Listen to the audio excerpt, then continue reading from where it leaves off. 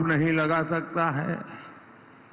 विदेश नीति की सफलता को देखते हुए उस पर भी बोलती बंद हो जाती है और कहते हैं कि जब कोई मुद्दा ही नहीं बचा है, हर मुद्दा मोदी के पक्ष में है, तो मोदी को हराना बड़ा मुश्किल है। और ये कांग्रेस वाले कहते हैं और इसलिए कांग्रेस ने तय किया कि मोदी को झूठे आरोप में फंसाओ, अफवाह फैलाओ। और इसलिए आजकल संविधान को लेकर झूठ फैलाया जा रहा है। इसलिए लोग देश में आग लगाने की बातें कर रहे हैं। भाई और बहनों, कांग्रेस को, इंडी गठबंधन को न हमारी आस्था की परवाह है और न ही देश हित की परवाह है। राष्ट्र विरोधी बातें करने में तो कांग्रेस के लोगों में होड़ लगी है, होड़। वोट के हर चरण के बाद कांग्रेस का पाकिस्तान प्यार चरम पर पहुंच रहा है। इन लोगों के बयान हैरान करने वाले हैं।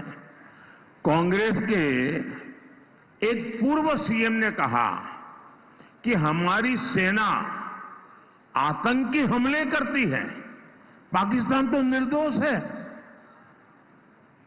क्या ये देश का नागरिक ऐसी बातें सुन सकता है क्या? हमारी सेना का ये अपमान है कि नहीं भाई?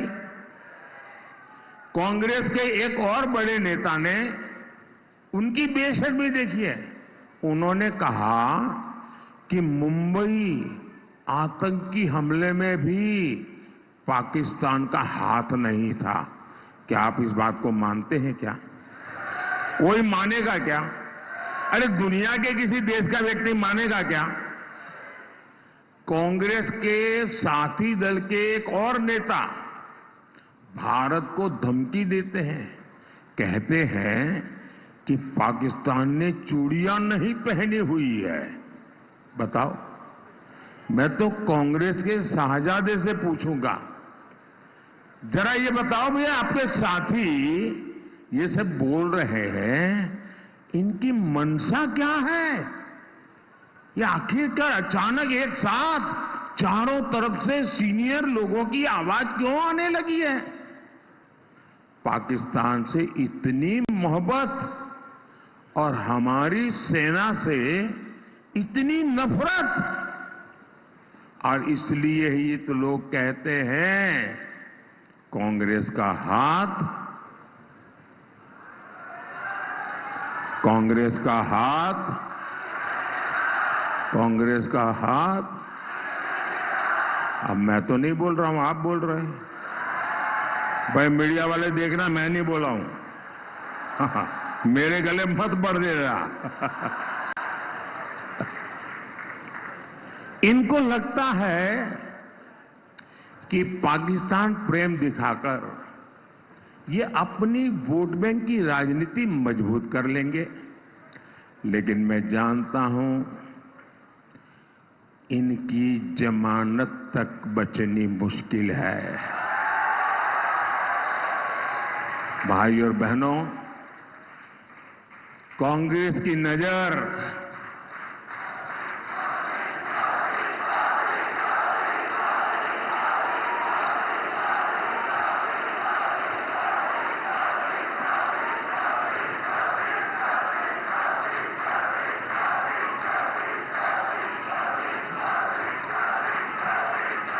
कांग्रेस की नजर आपकी कमाई और आपके आरक्षण पर पड़ी है। वो किसी न किसी बहाने आपकी जो संपत्ति है वो भी लूटना चाहते हैं, और बाबा साहब ने जो आपको आरक्षण दिया है उसमें भी डाका डालना चाहते हैं। मैं समझाता हूं कैसे।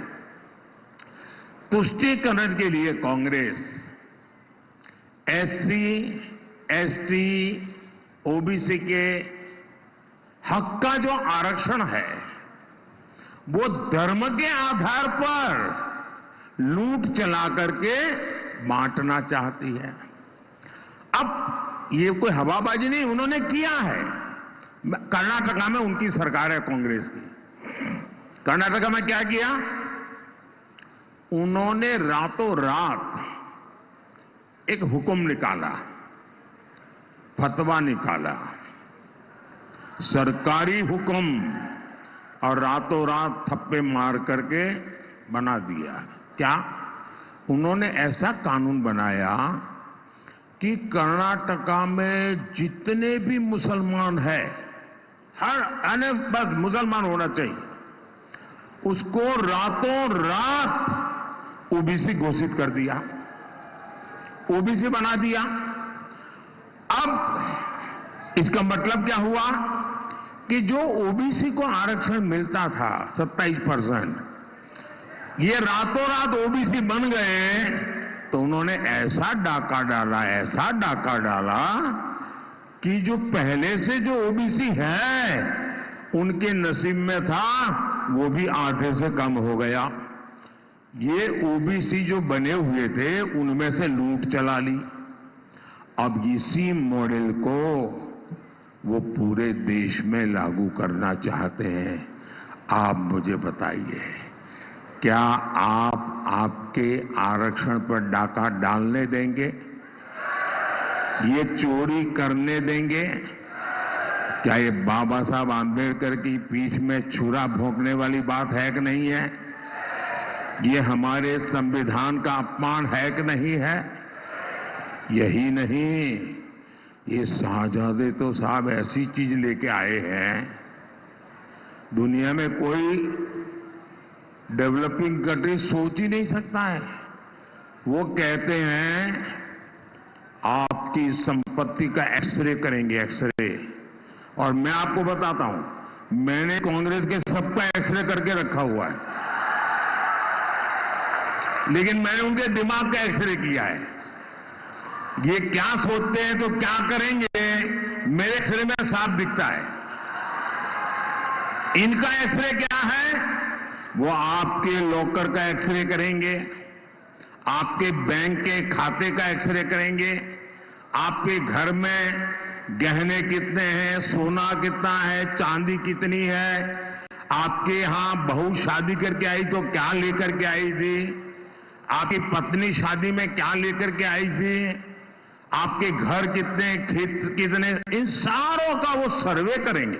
और वो कहते हैं, खुल करके कहते हैं, और फिर आपकी जरूरत से जितना ज्यादा है, अगर आपके पास 10 एकड़ भूमि है तो 5 एकड़ गई, अगर 2 साइकिल है तो 1 गई, अगर आपका मंगलसूत्र है तो गया। ये खेल खेलने वाले हैं। और क्यों? तो ये जो संपत्ति आपसे ले लेंगे वो अपनी वोट बैंक को बांटना चाहते हैं। भाइयों बहनों, आप, हमारे देश में हर मां बाप बच्चों के लिए कुछ न कुछ बचाता है। उसके मन में रहता है कि जाने के बाद बच्चों के लिए कुछ छोड़ करके जाऊं दुनिया से। अब ये कहते हैं कि आपके मां बाप ने जो बचाया है वो सारा का सारा उनके बेटे बेटियों को